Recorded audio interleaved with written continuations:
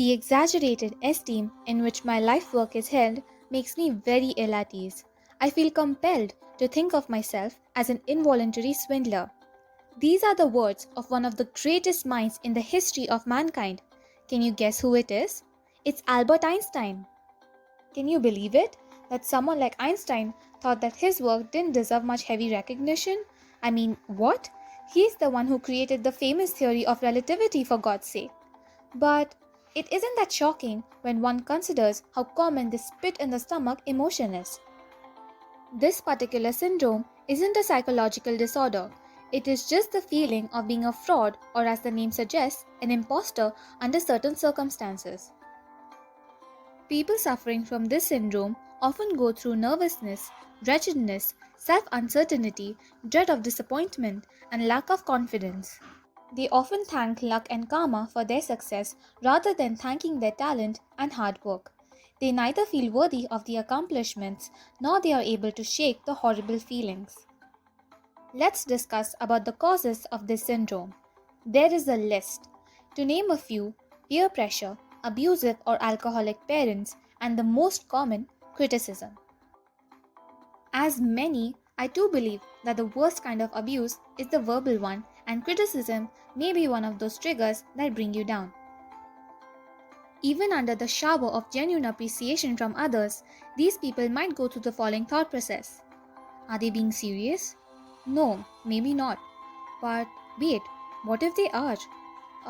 No, maybe they just don't know me well enough. And if they did, they would know that I don't deserve any of this. In other words, they feel like a fraud that is fooling everyone. And this thinking, or I may as well say overthinking, continues for God knows how long. This way of thinking can affect an individual's life to a great extent. An employee would often fear to share their ideas and views in a group project, or a student might think that the teacher may have been just too nice to give such great marks because they just wrote a pathetic paper, or this award should have been given to someone as he or she was just as talented. This spiral of thoughts can be very energy and time consuming, and it may prevent people to put themselves in the middle of a crowd. One may even judge that talking to others about these emotions and thoughts is just as useless, or they wouldn't understand, and they may fear that they would come across as a loser. Imposter syndrome can appear in a number of different ways. First, the perfectionist. These are the people who are never satisfied. Their main focus is to fix their flaws rather than focus on their strengths. Then comes the superhero. These individuals feel inadequate and they feel the weight on their shoulders to complete a task by overexerting themselves. Then comes the expert. They are never satisfied with their level of understanding. Even though they are often highly skilled, they have a great amount of self-doubt. The natural genius. They set excessively high goals for themselves, and when they don't succeed on their first try, they get torn apart. Lastly, the soloist. They are sort of introverts and prefer to work alone, and they often reject offers of assistance. They think asking for help is a sign of weakness or incompetence. All this brings us to a very big question. Who am I after all? Am I truly talented or just a fool? Well, it really comes down on you and how you take it. Do you want to believe the negativity or turn our weakness into our biggest strength? Though it may be hard to move past this, but it isn't impossible. One of the best ways to combat this syndrome is by sharing. This might not completely banish the negative feelings, but it might get easier to open up about the various challenges you go through.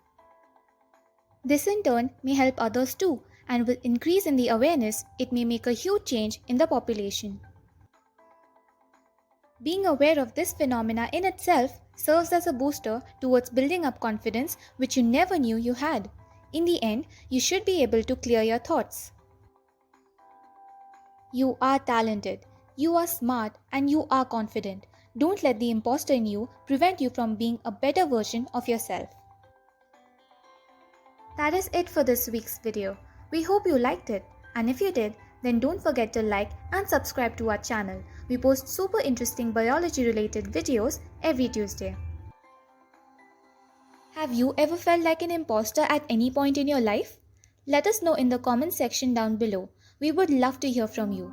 Also, don't forget to share this video with your friends and family so that we can spread awareness about this condition. If you want to know more about this topic, then don't forget to read our article, You Are Not an Imposter.